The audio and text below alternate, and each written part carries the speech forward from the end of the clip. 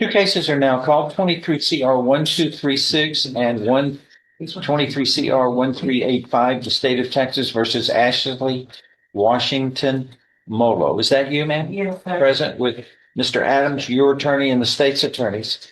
There are two motions there's a motion to revoke unadjudicated probation in each case. Do you understand? Yes, sir. We are ready to proceed today on this to dispose. Yes, sir. Please raise your right hand, ma'am.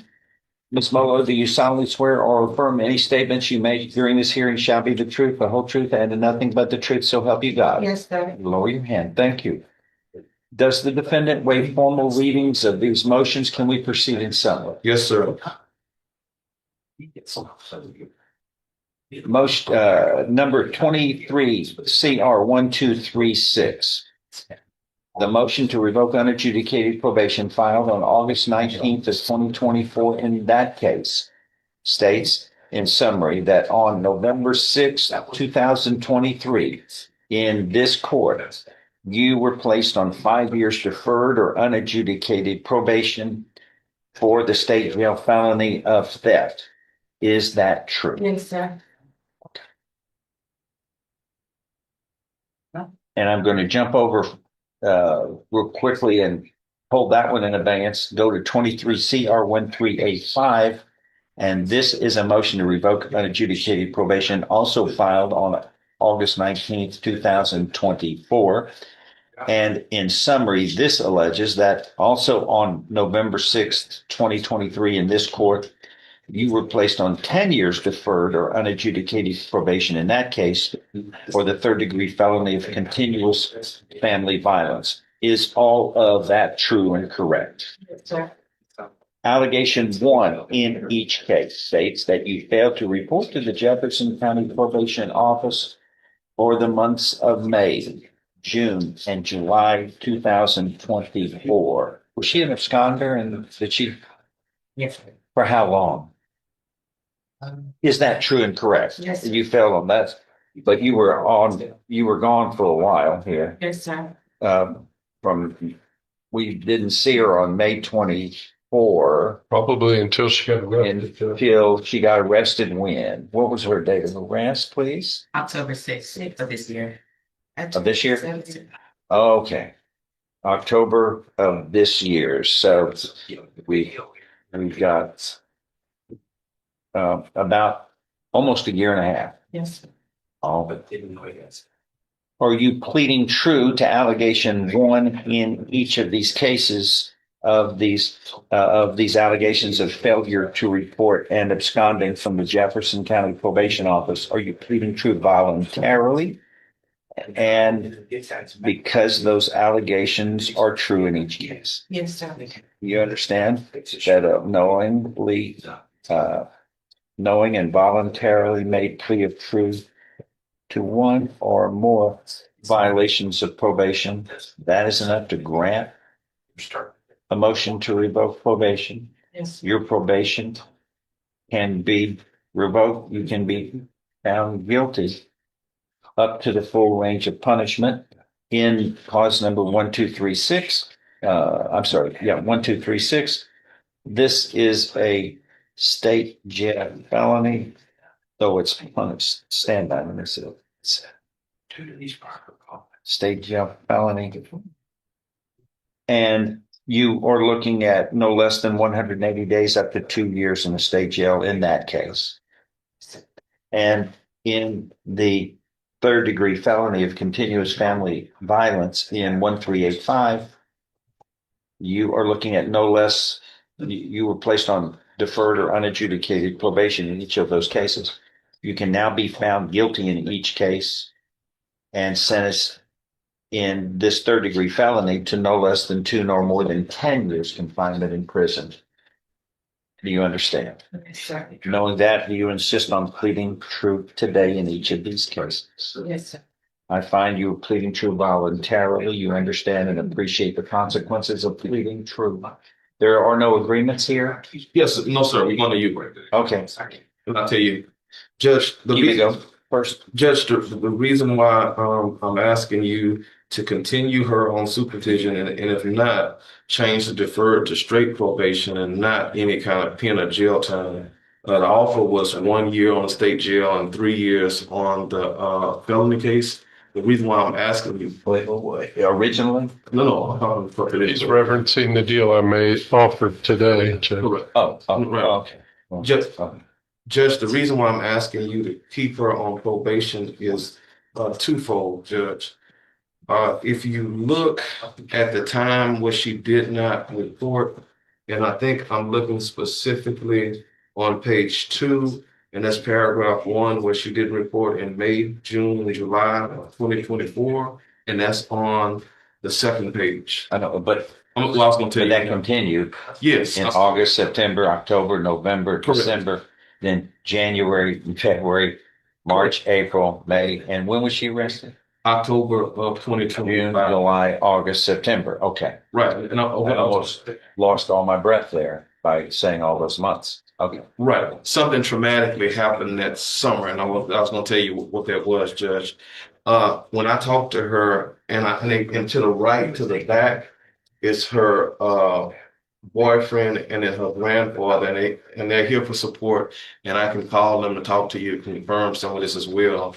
Something traumatic happened to her that summer. She went to the ER and she found out that she had a mass that they believed was cancerous. She didn't have any insurance. She didn't have any Medicaid, Judge, and she went into a very, very deep depression. She did eventually get Medicaid and insurance. And while she was out, she did go to the doctor, and you can confirm. I think the doctor name is Dr. Amber Teal with UTMB, and it's to my understanding that as of this December the 18th, she has an appointment with that doctor. They're going to do a biopsy on the 18th at UTMB. I know part of the allegations was failure to work. She did establish a job at Cracker Barrel. She also, one of the allegations was doing the mental health assessment. She did, in fact, go to She MHM. pleaded true to just one allegation. Is all she's pleaded That's true true. to. Right. But it's the most important thing. If you Right. don't show up for work, you get fired. You got to Right. show up. Right. No matter what it is, no matter what the situation, you've got to show up. And Right. we can accommodate issues. We do it every day with all the probationers that have something, but you have to do your part. If you don't show up and report, you're not on probation. Correct. You're not on my supervision. You're on your supervision, which is backwards, and we can't have that work that way. The law says the court is the supervising official, not the defendant of their own probation. And this happens from time to time. And Judge, the reason why I was asking you not to send her to the prison is that, and even with the underlying offense, it was an issue with her and the boyfriend. And to my understanding, there's no problems with her and the boyfriend, even while they were out now. And I think that factored into why Mr. Ham offered a deferred adjudication initially in this case. So she's not going to be a danger to herself or anybody else. At the end of the day, Judge, what you got here is a woman who is probably going to have some serious medical interventions. And that's why I had brought her grandfather and her boyfriend here today to establish that, as well as give you the name of the doctor so you can actually confirm yourself with the Dr. Amber Teal. No, And I'm not going to do that. No, That's y'all's obligation. No, I'm providing that information. And what I was saying, Judge, is that the reason that she did that abscond and she was gone so long is that she went into a deep depression. And I think during the time that she's been locked up since October, we're now in December, she got her head together. And I think, Judge, with the support that she has in the back, and I pointed out the two individuals in the back, she has a place to stay. To my understanding, she will be allowed to go back to Cracker Barrel where you work, right? They'll take you back to work. And as far as paying any fees or if there's any kind of restitution on it there, she'll be able to do that. But the reason why that we did not take the 1 year and a 3 year offer that was given to us is that Judge, she has cancer and she has, well, I'm not going to say that. God, hopefully she doesn't. But she does have that biopsy that's set on the 18th. And I'm hoping that it works out well. But I'm just asking. Oh, hold on for a second. Biopsy on the 18th for what? Well, she had the mass on her breast. And I think Dr. Teal at UTMB, or you can speak for yourself. I have been What- living the same for a couple months now. Right. So she's set to go to the doctor on the 18th in Beaumont at UTMB Beaumont. As far as the depression, I'm signed up with MHMR. They have me on anxiety medicine and the depression medicine, and mentally I'm doing a whole lot better. Well, we can do the math here. Mhm. She just learned about her situation a few months ago. She's been gone for a year and a half. For longer than that. I just Oh, started when going did to the doctor, when did the doctor determine that you had serious illness? When? What was the date like in July of what? this year? I know that was you had been gone a year. Yeah, I found You out had been about it absconded first. for a year, ma'am. Okay. It's not like you found out and then you, oh my God, we got to go to an island and reflect on this somewhere. Well, I found Or you didn't know what your condition was for a year into your absconding, right? You had been gone a year. You quit, you just quit on the job and walked off. And you didn't know that wasn't a reason that you were sick. You just, for whatever reason, you got to report. You got to come to work or else you don't get paid. You got to report or you're not being supervised. The fact that you ultimately, after a year, understood that you had a medical condition, that doesn't purge the fact that you walked off the job for a year and you didn't have a diagnosis at that time. You made the decision to leave, but it's the same thing. I treat people the same way. That's the most important condition, or else you're not on probation. You gotta, there are so many conditions and we relax 95% of the conditions. But the one that has to be done, that has to be performed is you got to report. Yes, sir. And when you walked off the job for a year and a half, that I can't open the door for, okay, that's okay. I'm going to make an exception in this case because we have 5,000 probationers. They'd all go, I would like the Ashley Molo rule. She got to take a year off before before it was understood that she had a medical condition, but she decided for whatever reason not to report. And then we just put her back on probation. That's not the way it works. And you got to report. But the court is not going to, it's not going to be harsh with you. I'm going to be fair. Anything else? That's the I know main points I was going to make. Okay, She can stay. speak to it. Well, I'm sorry. By my estimation, that 20 months amounts to, on average, 30 days. Those months, it means for 600 days, she decided not to do anything. And I love the excuse that's given. Primarily, I say it that way because the nature of that explanation means that every day she had to have been impacted by that. And by the nature of its explanation, that's not how that situation works.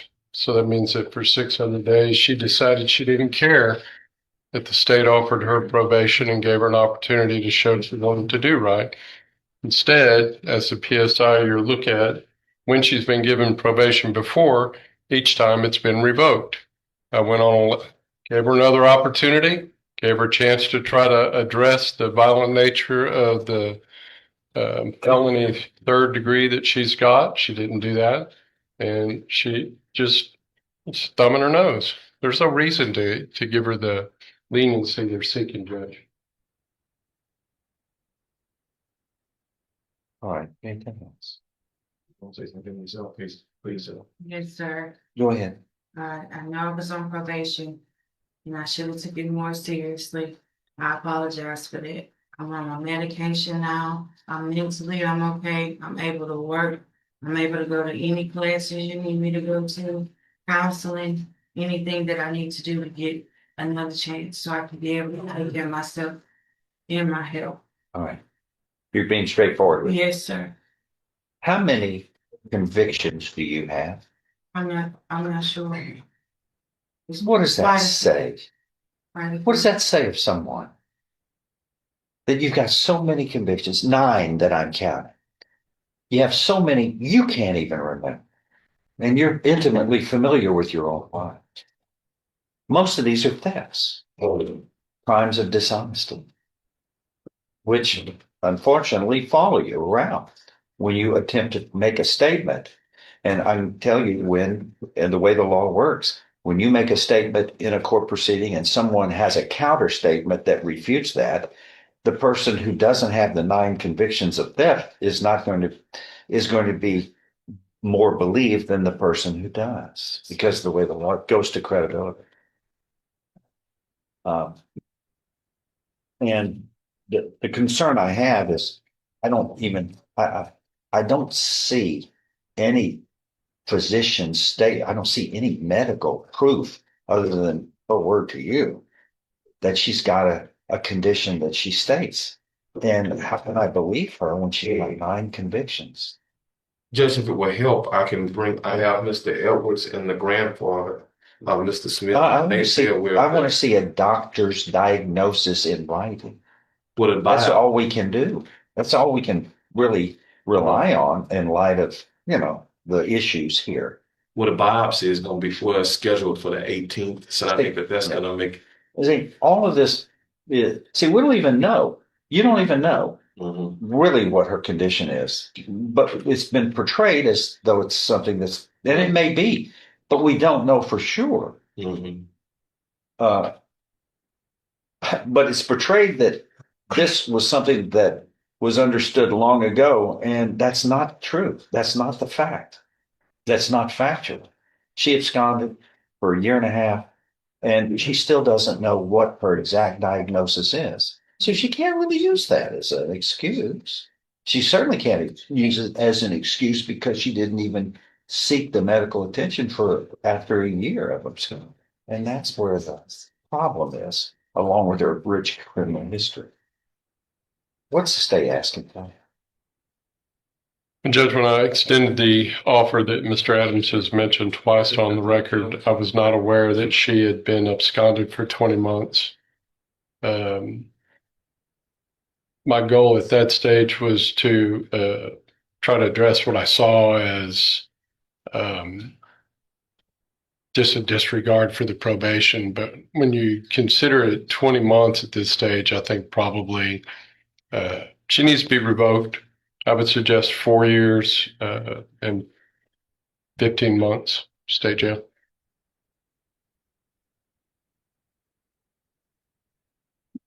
Mr. Adams, on behalf of your client, what are you asking for? Judge, I was asking, since she's on deferred adjudication, if the court was not amenable to keep her on deferred, then you can always change that to straight probation instead of deferred. And that would be a sanction because she would lose the deferred. And then at the same time, she better keep that appointment coming on the 18th for the biopsy. And like I said, I brought the 2 gentlemen there just as the support to show that they would be willing to get her to her doctor's appointments, get her to the most important thing, which is the probation, that she would have transportation, she would have a house to live under, and that's why they're here today, that they'll provide that. And if she is incarcerated, the jail is going to make provisions to make sure she goes to necessary medical needs. They're not going to just let her sit in jail and let that languish. They have a responsibility to make sure that she goes to those situations. But let's just say she's not placed on probation due to the circumstances of this case and the rich criminal history. What are you asking? Um, The minimum. yes, and yes, I'll be asking them. Okay.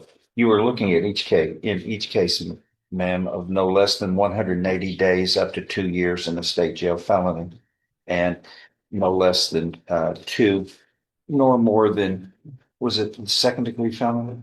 Third degree, Third Judge. degree, and no less than two, no more than 10 years confinement in the third degree felony. Do you understand? Yes, sir. Anything else to add? No, sir. By anybody? Okay, in each of these cases, I'm going to find that there is sufficient evidence supporting the motions to revoke unadjudicated probation to grant them by a preponderance of the evidence or greater, as allegation one is proven true in each case. She failed to report and absconded from probation for approximately a year and a half. That is enough to grant these motions to revoke probation by preponderance of the evidence or greater. Thus, your probations and your deferred or unadjudicated probations in each case are revoked. In each of these cases, you have pleaded guilty voluntarily earlier. You were mentally competent to do so. You understood and appreciated the consequences of pleading guilty. There was sufficient evidence supporting your guilty plea from State's Exhibit 1 admitted in each case to find you guilty beyond a reasonable doubt. I now find you guilty beyond a reasonable doubt in each of these cases. Stand by on the theft case. Is there restitution on this? No restitution. I didn't see that. I believe they recovered all items, Judge. And there is enough evidence supporting your guilty plea to find you guilty beyond a reasonable doubt. I now find you guilty beyond a reasonable doubt in each of these cases. And in this state jail felony, you were hereby sentenced to confinement in the state jail for 180 days. In the third degree felony, you were hereby sentenced to confinement in the institutional division of the Texas Department of Criminal Justice to serve a term of 2 years. These sentences shall run concurrently. These are the minimum in each case, even though the state's requests are reasonable. I find under all of these circumstances that probation, it just is not realistic under these circumstances. But the court finds that the minimum sentences in each of these are appropriate based upon these sentences and the Christmas season. Anything else? That's it, Your Honor. That is all.